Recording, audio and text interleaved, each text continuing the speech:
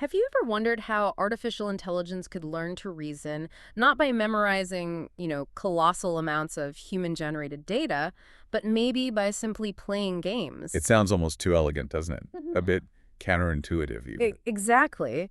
Yet this seemingly straightforward idea, well, it might just hold the key to unlocking a really significant challenge, a persistent bottleneck, really, in advancing the reasoning capabilities of large language models, or LLMs as we all know them. It's a major hurdle we've been facing. Welcome back to the deep dive. Today we're embarking on quite an in-depth exploration of a truly groundbreaking framework. It's called Spiral. And it's not just another small step, is it? This feels potentially quite fundamental. I think so too. This is a technology that could fundamentally reshape how we understand AI learning to think, to interact with the world. A potential paradigm shift. Our mission today really is to thoroughly unpack how this framework, and okay, the full name is a bit of a mouthful. It is rather intricate, yeah. Self-play on zero-sum games incentivizes reasoning via multi-agent, multi-turn reinforcement learning. Phew. But how this framework is enabling LLMs to autonomously develop these powerful, transferable reasoning capabilities. And the kicker is how it does it, right? Exactly. And here's the truly astonishing part, I think. It achieves all of this without any need for human supervision in the training data itself. Zero human-labeled examples driving the core reasoning learning. Which is huge. That's the bottleneck we mentioned. So we're going to dive deep into the innovative technical details that make this possible. We'll explore the profound implications this technology holds for the very future of artificial intelligence. And our main source here is the foundational research paper from Archies, right? That Wow. 25Z6.2419V1 paper. That's the one. We've gone through it, extracted what we think are the most important nuggets of knowledge, the key insights, and we're ready to share them with you. So buckle up and let's unravel the fascinating world of Spiral. Okay, so what's truly fascinating here is how Spiral directly confronts one of the most, let's say, stubborn and pervasive challenges in the current landscape of LLM development. Which is that scalability bottleneck for reasoning. Precisely, the inherent scalability bottleneck when it comes to enhancing reasoning. And I think to really grasp the sheer innovation that Spiral brings to the table, we first need to understand the limitations of our current approaches. Why has this bottleneck proven so difficult to overcome? That's a crucial starting point because, we have seen some truly impressive breakthroughs in LLM reasoning recently, haven't we? I mean, models like OpenAI's O1, DeepSeek R1, they've shown remarkable progress, jaw-dropping sometimes. Oh, absolutely. They really have. These models have achieved their success by leveraging a powerful paradigm, reinforcement learning, or RL, specifically when it's combined with verifiable rewards, RLVR, as it's often called. Right. And this approach has been instrumental in unlocking sophisticated chain-of-thought reasoning, COTE. That's the AI's sort of internal monologue, right? Breaking down the problem step by step. Exactly. It's like the model breaks down a complex problem into a sequence of intermediate logical steps, much like how a human might think through a difficult puzzle.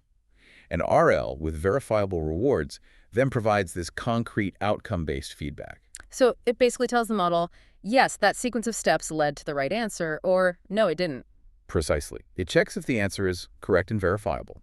And that feedback loop allows the models to iteratively refine, to improve their reasoning strategies. It truly represents a significant leap forward. It demonstrates that RL can empower LLMs to develop generalizable reasoning strategies and consistently tackle complex problems where, traditional supervised fine-tuning often falls short. Okay, so if these methods like RLVR are proving so successful, what's the catch? Where does this scalability bottleneck truly emerge? It sounds like we were on a pretty good path. Well, the fundamental limitation, despite their impressive capabilities, lies squarely in their heavy dependence on meticulously human-curated datasets. The data again? Always the data, and precisely engineered reward functions, and continuous expert supervision. Imagine trying to teach an LLM to master not just one complex reasoning domain, but like a multitude of them: advanced math, scientific inquiry, legal analysis, medical diagnostics. Okay, yeah, I see where this is going. For each new domain, you'd need a dedicated team of human experts. And these experts are tasked with this painstaking work of crafting specific evaluation metrics, curating the training problems themselves, and then diligently, often manually, validating the intricate reasoning traces generated by the model. That sounds not just incredibly labor-intensive, but astronomically expensive and slow. So if you wanted an LLM to reason about, say, organic chemistry reactions and then pivot to, I don't know, international trade agreements, you'd need entirely separate teams, highly specialized experts for each field, building and checking all that data from scratch. That's exactly it. You've hit the nail on the head. That can't possibly scale. No way. It's not only time-consuming and prohibitively expensive, but it's fundamentally unsustainable if our grand ambition is to achieve truly broad, adaptable general intelligence in AI. It severely limits both the sheer scale and the diversity of reasoning challenges that models can realistically learn from. Because the human effort just can't keep up. Exactly. The colossal amount of human effort required to create these specialized, high-quality data sets simply does not scale to meet the aspirational goals of broad AI reasoning. We're essentially hand-feeding these models specific reasoning patterns rather than, empowering them to discover and develop those patterns autonomously. And that's precisely where the idea of self-play comes in. It has this storied history in AI, and it offers a compelling solution, doesn't it, by potentially eliminating that need for laborious human supervision in the data creation process. It really does. It's like the AI becomes its own teacher, its own curriculum designer almost. How does that work exactly, the self-play paradigm? So in the self-play paradigm, models learn by competing against continuously improving copies of themselves. Each match outcome, win, lose, draw, provides immediate, automatic feedback. No human needed to say good job or try again. Right. And crucially, as the model itself gets better, its opponent, which is just an updated, more capable version of itself, also improves. This dynamic ensures a consistent, ever-escalating level of challenge. It drives continuous learning and, perhaps most importantly, generates an infinite curriculum of progressively harder problems. An infinite curriculum that solves the data limit problem. There's no ceiling, no point where the human data runs out. And this isn't just theory, right? We've seen self-play absolutely revolutionize AI before in some really historic ways. Oh, definitely. Cast your mind back to the early 90s. TD Gammon. It achieved superhuman performance in backgammon, a really complex game with chance elements solely through self-play. I remember that. It was mind-blowing at the time. Then more recently, we saw the astonishing conquest of Go by AlphaGo, a feat once considered decades away. Right, beating Lee Sedol, that was huge. And then there's OpenAI 5, mastering the incredible complexity and team coordination needed for Dota 2. A multiplayer online battle arena game. Incredibly complex strategy. In all these groundbreaking cases, self-play allowed the AI to far surpass human capabilities. How? By generating its own data and learning from its own vast, self-generated experiences, rather than relying solely on finite human demonstrations or carefully labeled data. So if self-play has such a powerful, proven track record, why hasn't it been widely applied to LLM reasoning until now? What was the holdup? It seems like an obvious next step. That's a really insightful question, and it perfectly highlights Spiral's innovation. Applying self-play directly to the nuanced domain of LLM reasoning has, until this research, been largely unexplored or maybe confined to much simpler scenarios. Like what kind of simpler scenarios? Well, for example, some prior attempts involved basic word games, maybe, but these often relied on offline updates. That means the model wasn't learning continuously in real time, but rather in batches after playing. Less dynamic. Exactly. Others might use less powerful fine-tuning methods like LoRa adaptations, which kind of constrain the learning capacity. Or they focus narrowly on single-turn tasks, like code generation, where the interaction isn't really sequential or strategic in the same way. And that's the core issue, isn't it? Real complex reasoning often requires that multi-turn, sequential, strategic thinking. Not just one shot. It's about building that chain of thought, turn by turn. Precisely. These prior limitations fundamentally fall short of leveraging the full power of multi-turn competitive dynamics. And those dynamics are absolutely essential for developing extended, sophisticated strategic reasoning in LLMs. The inherent complexity of language, the computational overhead of generating multi-step thought processes, the sheer technical demands. It's made it a significant challenge to implement a truly online, multi-turn self-play system robust enough for LLMs. Until now. And this finally brings us directly to how Spiral tackles these very challenges. All right, this is where it gets really exciting. Spiral steps in to bridge that gap. So at its core, what's the mechanism? How does Spiral actually manage to apply this powerful self-play concept to LLMs for reasoning? At its conceptual heart, Spiral applies self-play to a very specific, very thoughtfully chosen type of environment. Two-player, zero-sum language games. Okay, let's break that down. Zero-sum, that means one player's gain is exactly the other player's loss, right? Like chess or Go, no win-win scenario. Correct. It's a direct competition for a finite resource, typically the win. And multi-turn implies that sequence of decisions, players responding to each other, building a complex interaction over time. You've got it perfectly, and those two properties are absolutely crucial to why this setup is so effective. The researchers behind Spiral explain why these particular games are ideal training grounds for reasoning. Why these specifically? Well, firstly, they inherently demand strategic thinking and planning. You can't just react. You have to think ahead, anticipate your opponent's moves, formulate a strategy. Forces deep thinking. Right. Secondly, despite that strategic depth, their rules are often simple enough for stable, efficient learning. The mechanics are well-defined, unambiguous, which helps the model learn without getting lost in fuzzy objectives. Clear rules, complex strategy. Exactly. And finally, and this is critical for RL, they provide clear rules for verifiable outcomes. It's unambiguously clear who wins or loses. That gives a crisp, undeniable reward signal for the learning algorithm. So it's like a highly focused mental gym for the AI, clear rules, immense evolving challenge. What are the key advantages Spiral gets from structuring training this way?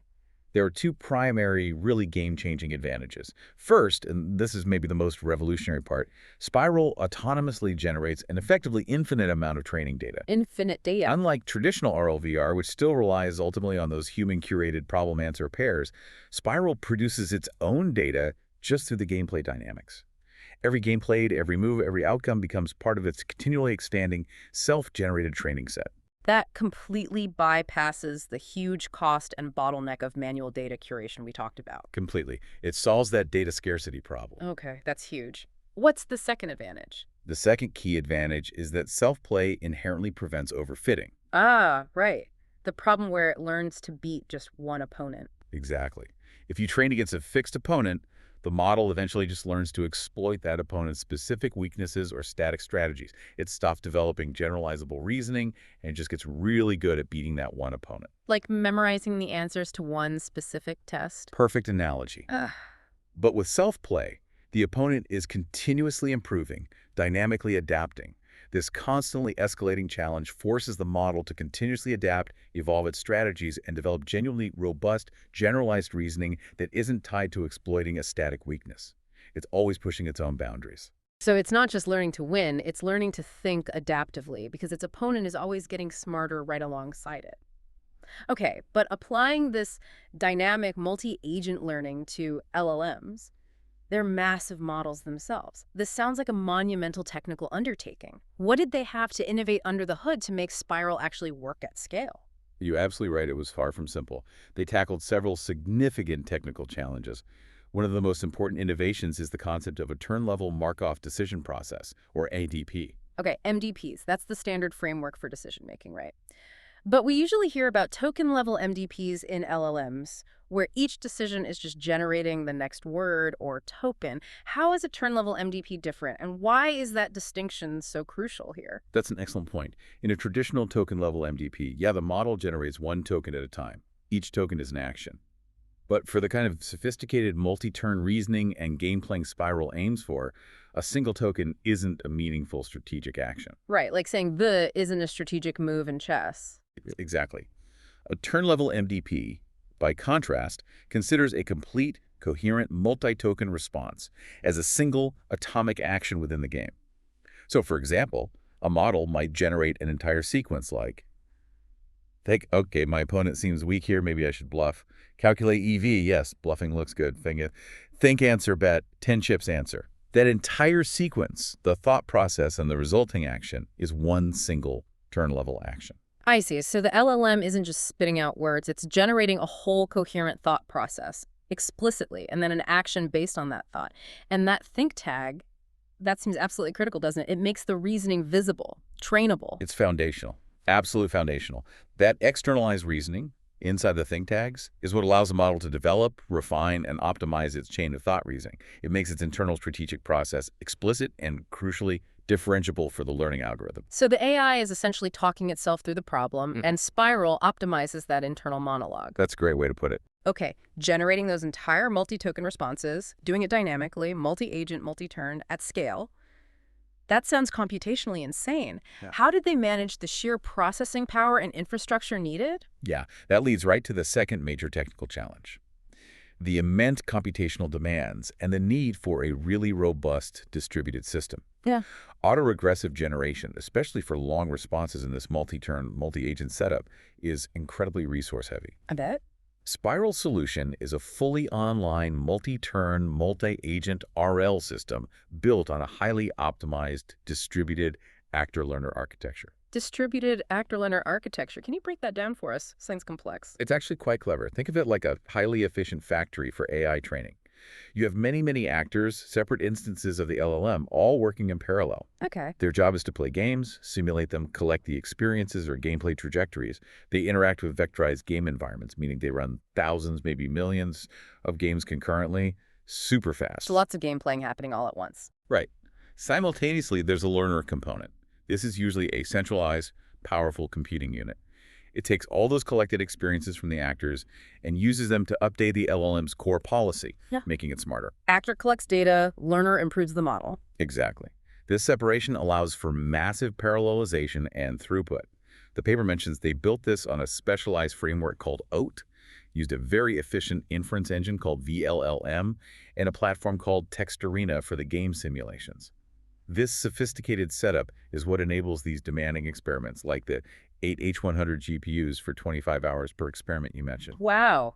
That's serious hardware. Without that infrastructure, this just wouldn't be feasible. Pretty much impossible, yeah. Okay, so they have the scale handled.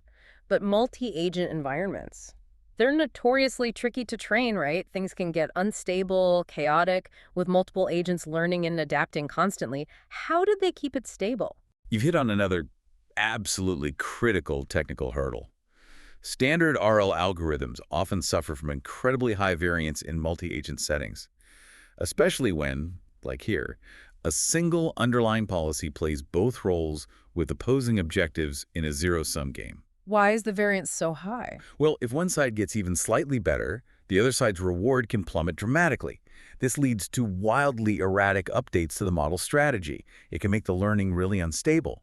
And this instability can quickly lead to what they graphically call thinking collapse. Thinking collapse. That sounds bad. Does the AI just, give up on strategy? It is bad, and yes, essentially. It means the model quite literally stops generating its reasoning traces. It becomes lazy, maybe, Yeah. generates empty think tags, performance crashes. Wow. Okay, so how do they prevent that? Spiral's novel and really pivotal solution to this is called Role Condition Advantage Estimation, or RAE. RAE. How does that work? How does this stop the thinking collapse? RAE is designed to stabilize learning by maintaining separate context-specific baselines. Not just one baseline for everything, but separate ones for each game and for each role within that game, player 0 versus player 1. So it accounts for whether you're going first or second, for instance. Exactly. Instead of a single global baseline, RAE normalizes the rewards relative to what the player should expect to get in their specific role within that specific game. The tic-tac-toe, the first player has a slight advantage. RAE accounts for that. Ah, I see. So it judges performance relative to the expected difficulty of the role. Precisely. It ensures the updates reflect genuine learning progress, not just the inherent advantage or disadvantage of a position. This contextual normalization is what prevents the model from just giving up on reasoning. And they showed empirically, RAE isn't just helpful, it's absolutely crucial. Without it, the reasoning traces plummet, performance crashes. It's essential. That's a remarkably clever way to stabilize things. So, with these innovations, turn-level MDP, distributed architecture, RAE for stability, how does the actual self-play loop work? You said a single policy plays both roles. How does it know whether to be player 0 or player 1? Yeah, it's quite an elegant design. A single LLM policy is trained to play both sides. The differentiation comes from role conditioning. Usually this is done with dynamic system prompts. Like telling it before the game starts. Exactly. The system prompt might say, you are player 0, your goal is to win. The next game, maybe, you are player 1, your objective is to defeat player 0. This explicit conditioning lets the shared policy learn and execute distinct strategies for each role, even though the underlying network parameters are shared. And because the parameters are shared. As the model gets better at playing as player 0, it automatically becomes a stronger opponent when it's playing as player 1. This continuous self-improvement against an ever stronger version of itself is what drives the deep learning over time. So it's constantly leveling up against itself, like a martial artist training against their own shadow, constantly pushing boundaries.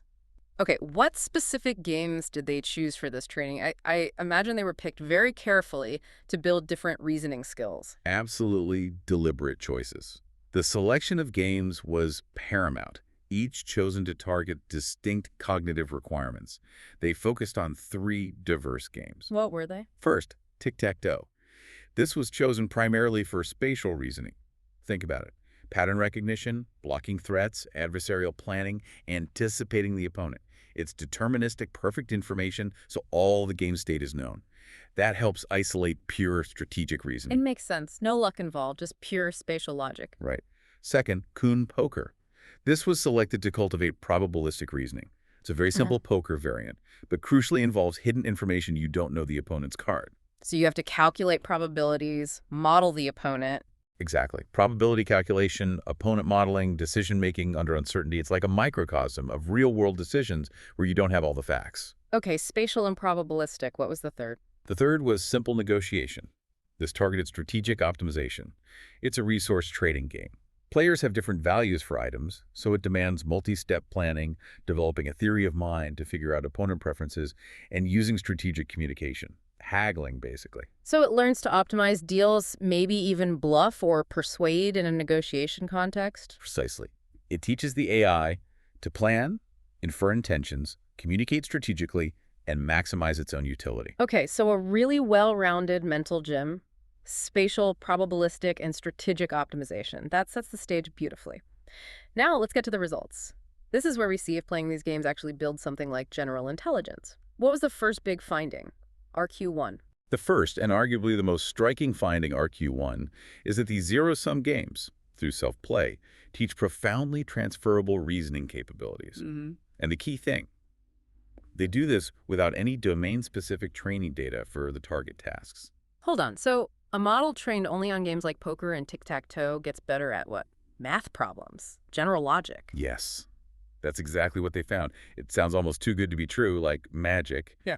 But the evidence is compelling. How is that even possible? It is genuinely remarkable. Spiral, trained solely on Kuhn poker just cards, betting, bluffing, produced significant improvements on diverse math and general reasoning benchmarks for a base LLM, the Quen 3-4B base model. Okay, give us the number. How significant are we talking? All right, for that Quen base model, they saw an 8.6% improvement on mathematical reasoning benchmarks and an 8.4% improvement on general reasoning benchmarks. Just from playing poker. Just from playing Kuhn poker via self-play.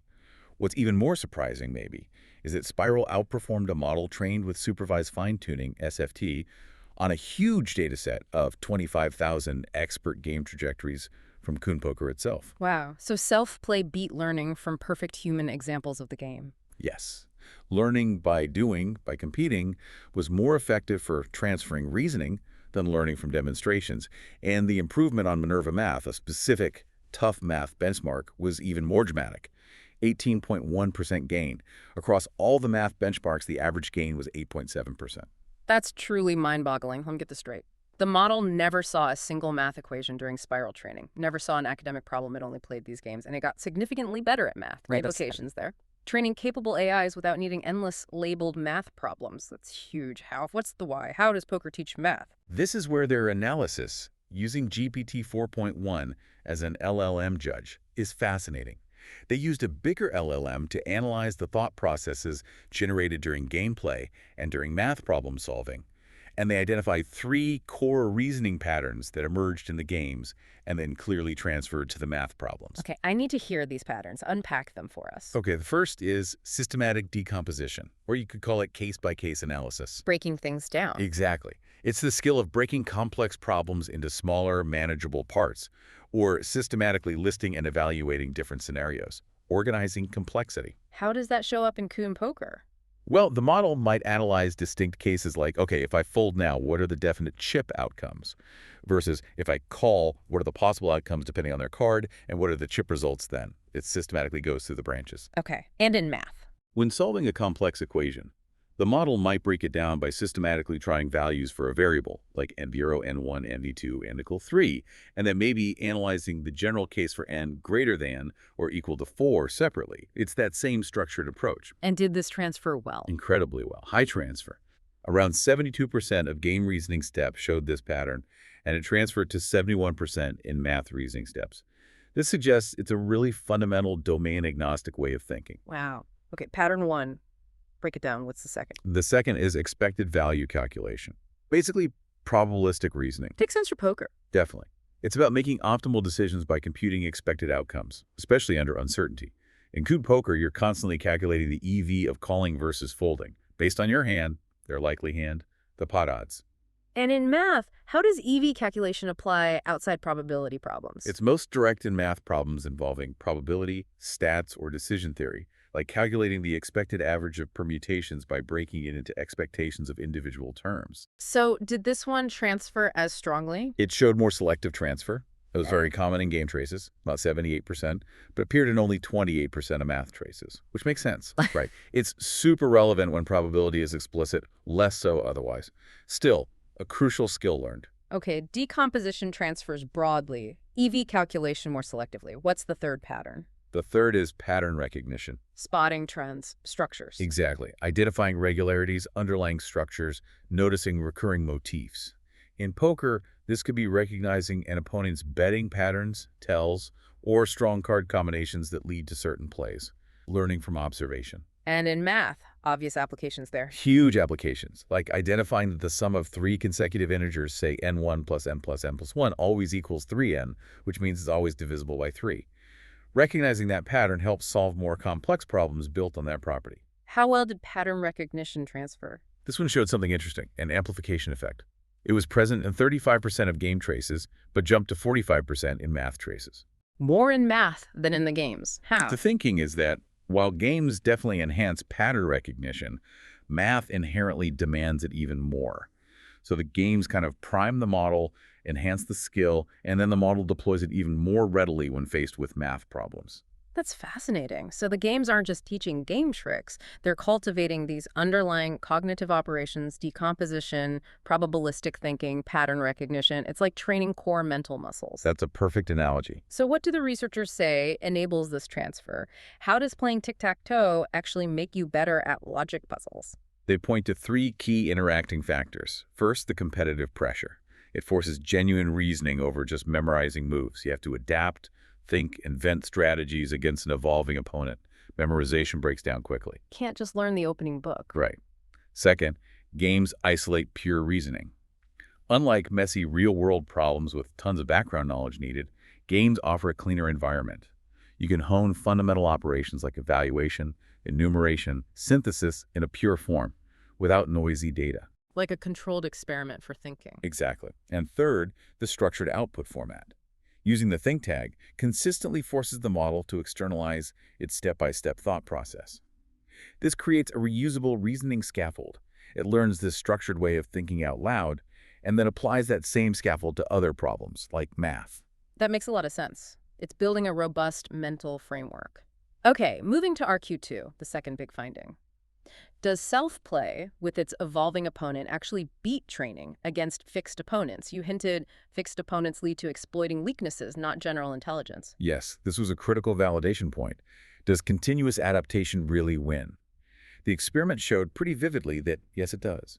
They compared Spiral's self-play against training with three types of fixed opponents: random, a capable Mistral LLM, and a strong Gemini LLM. And what happened when training against these fixed guys? Did they fail in different ways? They absolutely did. Instructive failures. First, the random opponent. Training against random noise led to what they call the curse of turns. The curse of turns sounds dramatic. It is. The problem is, to get any useful reward in a multi-turn game, the LLM has to generate valid, correctly formatted actions every single turn. Against a random opponent giving no coherent feedback, the model struggles just to learn the right format. The probability of a fully valid, long trajectory drops exponentially. Learning collapses. It can't even learn the rules of the game, let alone strategy. Exactly. It's like trying to learn chess when your opponent just knocks pieces over randomly. No useful feedback loop. Okay, so random opponents are useless. What about the capable LLMs like Mistral and Gemini? They were better initially. They helped the model learn the format because they mostly followed the rules. But ultimately, the second failure mode emerged, overfitting to the fixed strategy. The agent learned to exploit the specific weaknesses and predictable patterns of that particular Mistral or Gemini version. So it found the trick to beat that one opponent. Right. And once it found that winning counter strategy, its learning plateaued, it stopped improving its general reasoning, and just became a specialist at beating that one static AI. like learning to beat one chess player by exploiting their favorite bad opening, but not actually getting better at chess generally. Learning stagnates. Precisely. Once exploitation is achieved, learning stops. Hmm. In stark contrast, self-play showed continuous adaptation and better performance. Because the opponent in self-play is constantly improving, always slightly ahead, it maintains learning momentum. Forces genuine adaptation, not just exploitation. Exactly. The evolving opponent demands new strategies, real reasoning development. And the numbers back this up on the reasoning benchmarks. They did. The reasoning transfer results were clear. Self-play hit 40% on math reasoning, 45% on general reasoning. The best fixed opponent, Gemini, only got 35% on math and 42% on general. So a 5-point gain in math, 3 points in general reasoning, that's significant. It's a notable margin, yeah. It powerfully demonstrates that the diverse, evolving strategies demanded by self-play create more robust, generalizable reasoning patterns than just exploiting static weaknesses. Huge validation for self-play. Okay, RQ3. Do different games build specialized skills, and does training on multiple games give synergistic benefits? Like, is a tic-tac-toe champ different from a poker champ in its thinking style? This finding definitely confirmed that, yes. They trained separate specialist models, one just on tic-tac-toe, one just on coon poker, one just on simple negotiation. Then they tested these specialists on their own game, other games, and reasoning benchmarks. Okay, so how did the tic-tac-toe specialist do? Did it show that spatial reasoning skill? It absolutely did. Mhm. It excelled at tasks needing spatial pattern recognition and adversarial logic. Won 57.5% against other specialists on tic-tac-toe, and importantly, it got 56% on Snake, an unseen spatial game requiring path planning. Strong transfer of spatial skills. Makes sense. And the coon poker specialist, probabilistic reasoning. Exceptionally strong. Dominated coon poker with 64.2% win rate. And remarkably, got an astonishing 91.7% on pig dice, another probabilistic game it never seen. Clear transfer of probabilistic thinking. Wow, 91.7% on an unseen game. And negotiation specialist. Skilled in strategic optimization, theory of mind. Won 62.7% on its negotiation game and performed well, 55.8% on truth and deception, an unseen game about strategic communication and inferring hidden info. Okay, so undeniably, specific games do cultivate distinct transferable cognitive skills, like specialized training regimens. But what happens when you combine them? Does multi-game training create a generalist or something more? That's where the profound synergistic benefit comes in. While specialists excelled in their niche, the multi-game model showed a far broader range of capabilities, and it often performed better, especially on novel composite challenges needing a blend of skills. Give us an example of a composite challenge where the multi-game model's shown. Sure. Think about Liar's Dice. That game mixes probability, bluffing, deception skills from both coon poker and negotiation. Right, needs multiple skills. When the individual specialist played Liar's Dice against a strong fixed opponent, Gemini, they struggled. The poker specialist got only 24.9% wins. The negotiation won only 12.3%, but the multi-game model, it achieved 51.4%. Wow. That's a huge difference. It really synthesized the skills. Exactly. It showed emergent capabilities beyond what any single training game provided. The multi-game model also got the highest average performance across all the unseen, out-of-distribution games, 44.9% average, better than any specialist. Incredible synergy. It suggests training on diverse tasks builds more abstract, foundational cognitive architectures. But what about models that are already strong? If you have a powerful reasoning model already, does adding game training still help? Excellent question. They tested this. They took DeepSeek R1 Distill Quen 7b, a model already starting at a strong 59.7% average on reasoning benchmarks. A capable model to begin with. Very capable. And they applied multi-game spiral training to it. The result, performance improved further, up to 61.7%. So even on top of strong existing abilities, game training added value. Yes. It implies games teach complementary cognitive skills not fully captured by traditional pre-training or fine-tuning. It provides genuine additive value, even for strong models. It's not just fixing weak models, it's adding new layers of reasoning. That's profound. Games aren't just fun, they're a serious path to enhancing core AI intelligence. Okay, final research question, RQ4. That role-conditioned advantage estimation, RAE. Is it really essential or just a nice optimization? You mentioned thinking collapse. How critical is RAE? This finding showed RAE is absolutely critical, indispensable. Without it, using just vanilla reinforce, a standard RL algorithm, self-play training suffered catastrophic failure. It just didn't learn effectively. And this led straight to the thinking collapse. How bad was it? The most striking visual was the length of the reasoning traces in the think text. Without RAE, they plummeted from around 3,500 characters on average down to practically zero after only about 200 training steps. Just stop generating thoughts. Quite literally stopped thinking. Output became minimal, like think, answer, bet, answer. This collapse coincided with the policy gradient norms, a measure of learning updates approaching zero. The model converged to a degenerate policy, giving up on reasoning. Just took the simplest path to inaction. That's a dramatic failure. What did that do to performance on the reasoning benchmarks? Devastating impact. Without RAE, the model learned only to play the game minimally, abandoning the valuable chain of thought. Math reasoning crashed from 35% down to 12%, a 66% relative drop. General reasoning also fell from 44% to 40%. So RAE isn't just nice to have. It's fundamental to keeping the AI thinking and not just taking shortcuts. How does RAE achieve this stability? Its crucial role is maintaining stable policy gradient norms. Without RAE, the norms were volatile, spiking wildly, then collapsing. RAE kept them stable, around zero point 0.1 throughout training. This stability enables continuous learning and stops the model abandoning reasoning generation. It really highlights how fragile LLM training can be in these complex, competitive settings and the need for sophisticated stabilization techniques like RAE. Okay, this deep dive into Spiral really paints a picture of an exciting new frontier. Let's recap the big contributions.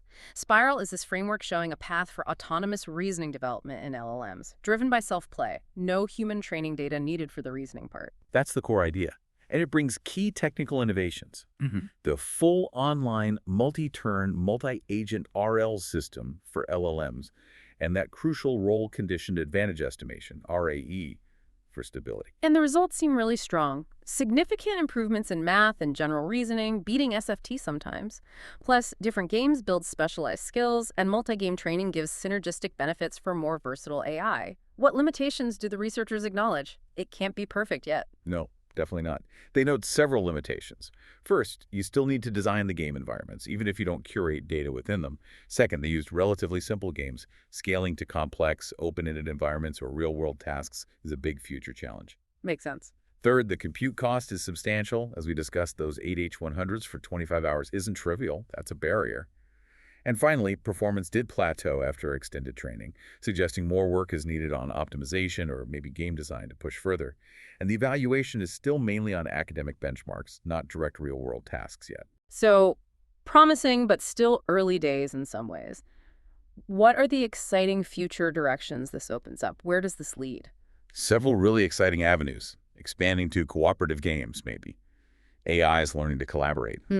Or incorporating partial observability, making games more like the real world where you don't know everything. Interesting. Another powerful idea is designing games specifically to target known reasoning weaknesses in current LLMs.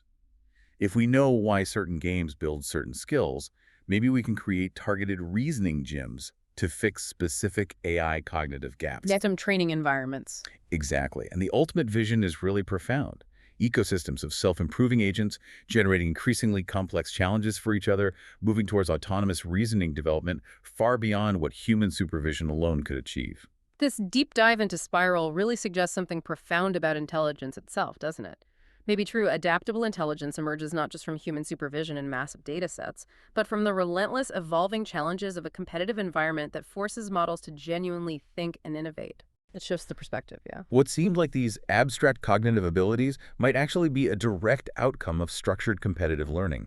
How might this paradigm shift really reshape our understanding of what AI can achieve autonomously, pushing the boundaries of what we thought AI could learn entirely on its own?